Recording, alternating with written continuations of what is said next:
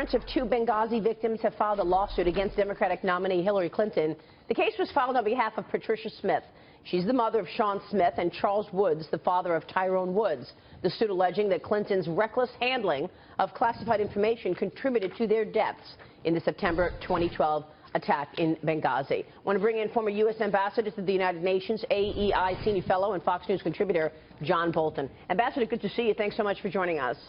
Good morning. Glad to be here. Your thoughts on this suit first by Pat Smith?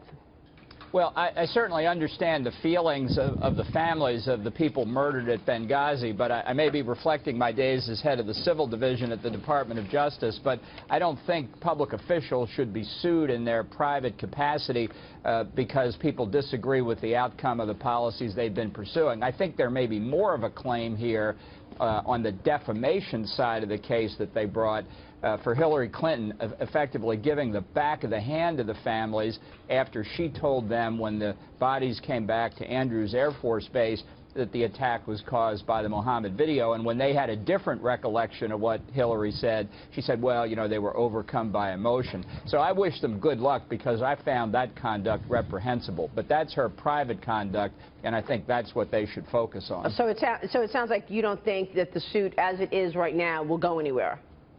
Certainly not on the allegation of her official duties. It shouldn't go anywhere, sure. Not because I disagree with their claim. I just don't think public officials should be endlessly dragged in their personal capacity through court. We can't get much done in government these days anyway. If that were allowed, we'd never get anything done. Yeah, that's a great point. Ambassador, let me ask you about this letter. 50 prominent Republican foreign policy and national security experts coming out against Donald Trump in this open letter. They write, quote, from a foreign policy perspective, Donald Trump is not qualified to be president and commander-in-chief.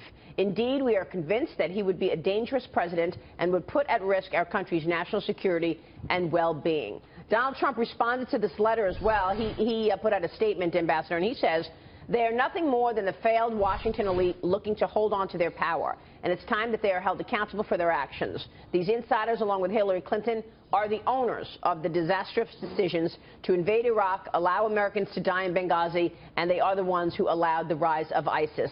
What do you make of all of this, Ambassador? Well, I've looked at the list of 50 signatories, and there are people on there that I know for whom I have the highest respect, really the highest respect. There are a large number of people I've never heard of, and there's a significant number of people that I would not recommend for a job in a future Republican administration if my life depended on it.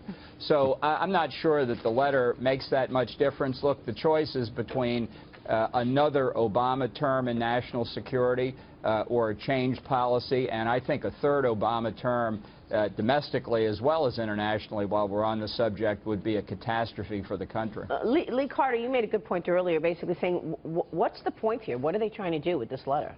I just can't imagine what they're trying to accomplish. They're trying to turn the election over to Hillary Clinton, or what do you think it was? Ambassador, I mean, what are they trying to accomplish here? I think some of them have said very clearly in other statements they're going to vote for Hillary Clinton. Well, God bless them. Do what you want to do. But I think the unavoidable fact is in November we're going to elect a president. You can like that or not like that, but that's going to happen, and it's going to be one or two people. So if you're not voting for Donald Trump, implicitly you're supporting Hillary Clinton, even by abstaining. I'm going to vote for Trump. I support him, and I think the choice is pretty clear. Ambassador, Mr. Trump yesterday tried to turn the conversation back to the economy. One of the signatures of his proposals is renegotiating trade deals like NAFTA.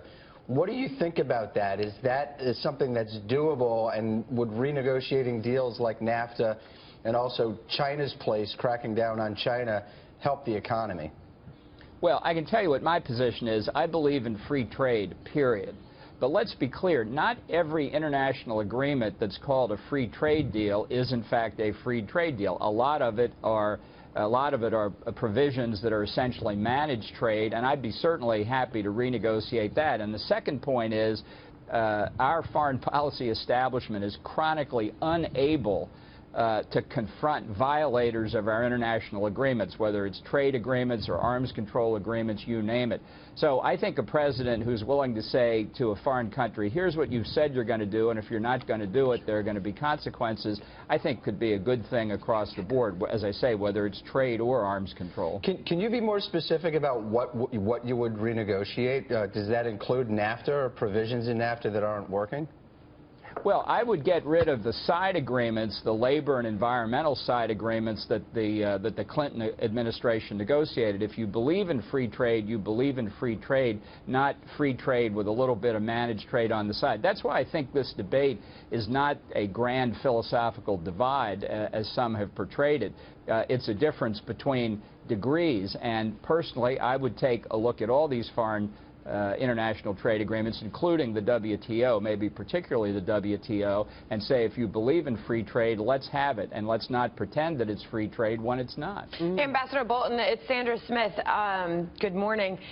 Do you think that at this point, as a supporter of Donald Trump, is Donald Trump doing a good job telling his supporters and potential supporters why Hillary Clinton is not the best person for national security and for foreign policy for this country? Well, I think there's obviously a better job that could be done because he's so far behind in the polls. And I think that focusing on where Hillary really is and what her actual record has been is critical. You know, her campaign argument is her resume, but a resume can contain a lot of entries that doesn't prove that you're competent or that your worldview is what the United States needs. So I think a more exacting scrutiny of Hillary's performance as Secretary of State would do the thing for Trump. You know, do you think, Ambassador, that Trump should announce who he's considering for some of these important posts as they relate to foreign policy? Would that resonate with voters? What is he going to do to take the conversation back? Do you think yesterday was a start? Sure. I think you have seasoned observers who have looked at that speech. Dan Henninger of the Wall Street Journal, who have given it high praise. I think others have as well. Honestly, I don't know what the personalities do for anybody. There are only two people running for president. That's what voters are going to fundamentally decide on. And I think talking about the policies of the opposition, you really want 4 more years of Obama policies, which is what you're going to get with Hillary Clinton. That's the way to go about it. All right, we'll leave it there. Ambassador, great to have you. Thanks so much. Thank you. Ambassador John Bolton there.